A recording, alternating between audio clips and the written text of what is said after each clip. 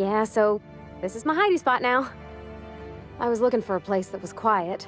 I figured the kitchen would be louder than the hold, so here I am. Cozy-like, ain't it?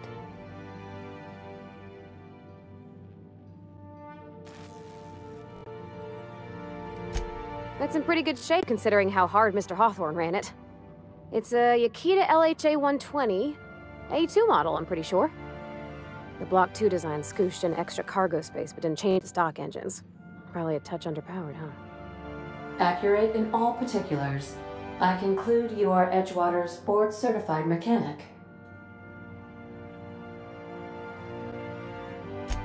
Oh, neat! I've never seen a talkie system before. I read about them, though, in a trade magazine. Hello. I am not a board-certified mechanic, but my dad was. He taught me all he knew. Do you understand? Speech recognition is one of the many skills I have been programmed to simulate. You're not simulating it, you're doing it! I asked a question and you answered it. I am gratified you consider this facsimile convincing. So you're gonna call her it, not she? Though my voice is currently pitched to suggest female, I possess no gender. Any pronoun preferred by the user is acceptable. Hello. I am not a board-certified mechanic. Fly-by-wire's pretty normal. Or leastways, that's what I read in the trades. I've never been on a real ship before. Hello.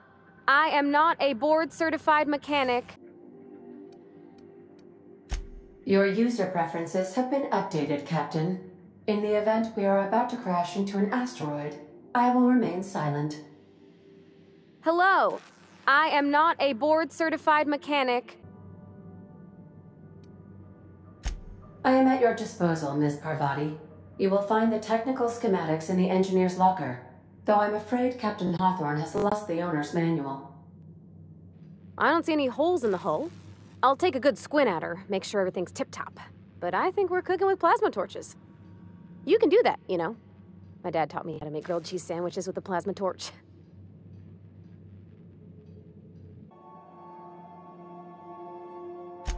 I don't see any holes in the hull. I'll take a good squint at her, make sure everything's tip-top. But I think we're cooking with plasma torches. You can do that, you know. Mostly, yeah. I lived in the maintenance office near all my life. Mr. Thompson never let me forget how funny that was. Not on the regular. Once in a great long while, a Saltuna boat would break down on the pad. He'd always bring me along for those. Mostly, he did the same as me. Kept Bess, the cannery, running. Turned loaders, plumbing and electricity, some plastering. I never got the hang of that. Except for my schooling years, I was always beside him. Or tied to him. He used to carry me about in a sling when I was real little. He'd sorting tools and parts while he worked. Later, he taught me simple fixes like busted crate latches. I'm not exactly a model employee. Not like he wanted. The kind that stays quiet and gets the right work done in the right order every day.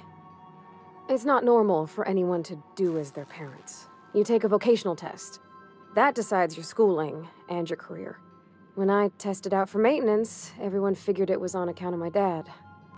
They were real unhappy with us.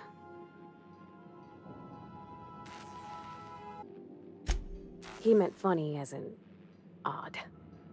It's not normal for anyone to do as their parents.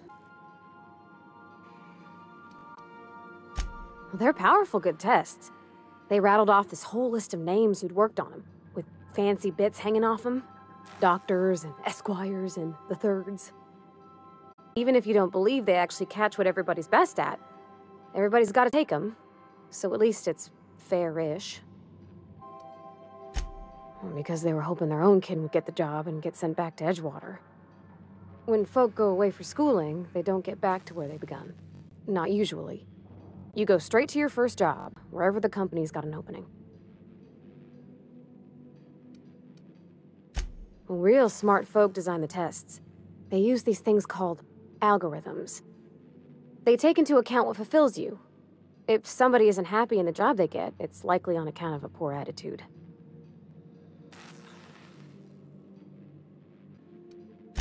I reckon you could say, no thanks, I don't want a job. But then you don't got a job.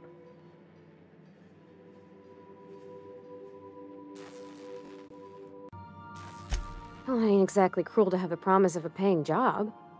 And that's all it is. You go where the company needs you, where your skills do the most good. Well, I'm good at making things work the way they ought.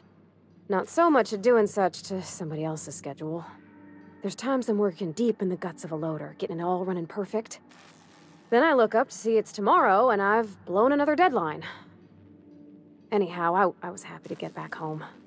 I didn't care much for schooling.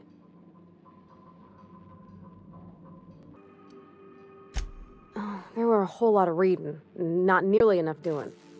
Like, before they'd issue you a wrench, they wanted an essay on the design of different wrenches. Then there'd be quizzes on company regulations for storage and maintenance of wrenches.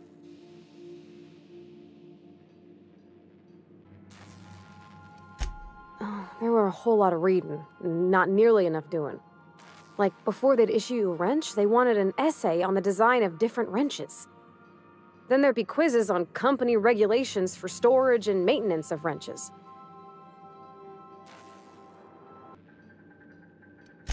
As soon as I got permission, I spent all my time in the machine shop. They had all manner of parts, but they didn't want me using them, so I had to sneak them sometimes. I even slept in there. Had a hammock tied up in the rafters. Before I left, I installed a little skylight for myself, so I could see the stars.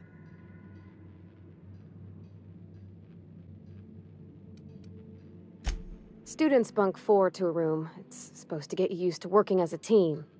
There's no privacy and no quiet. When my roommates tried to talk, I'd get so nervous I'd be drenched in sweat. It was easier for everybody when I stayed off on my own. I doubt any of them remember me now. Can't say I had many. Mostly I kept to myself. Going to the community center to hear music, be in a crowd with people knocking into you. It all just made me want to run away. When my roommates tried to talk, I'd get so nervous I'd be drenched in sweat. Teachers came through now and again, looking for slackers or contraband, but I was always working. They liked that. Otherwise, I tried not to call attention to myself. Just stay quiet in a corner and I'll get overlooked. When my roommates tried to talk, I'd get so nervous. When an engine came in, I'd strip it down and rebuild it. I mostly built for myself. Custom tools, little mechanical critters to talk to. When my roommates tried to talk, I'd get so nervous. Yep, nothing much had changed. Everything was a little grayer, a little dirtier. Dad met me at the shuttle and gave me a big ol' hug. I noticed straight away that he was moving slower and stiffer. He made a little grunt when I squeezed.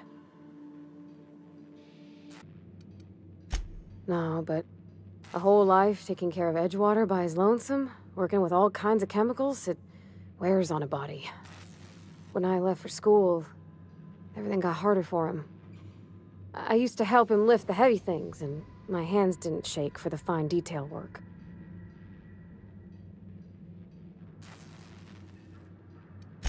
Oh, I miss him, sure enough, but he's a fond memory. I was right beside him when he passed, holding his hand. Talking about him makes me smile. Dad never said that he loved me, you know? I knew on account of him showing it. How he'd stay up late to help with my projects, or listen to my fretting. Oh gosh, look at the time. Sorry to bend your ear so long. And I got so much to do before this ship's in decent shape. About a year. I tried to do more of the work, so he could rest. His heart gave him pains. Dad never said that he loved me, you know? I knew on account of him showing it. How he'd stay up late to help with my projects, or listen to my fretting. Oh gosh, look at the time. Sorry to bend your ear so long. And I got so much to do before this ship's in decent shape.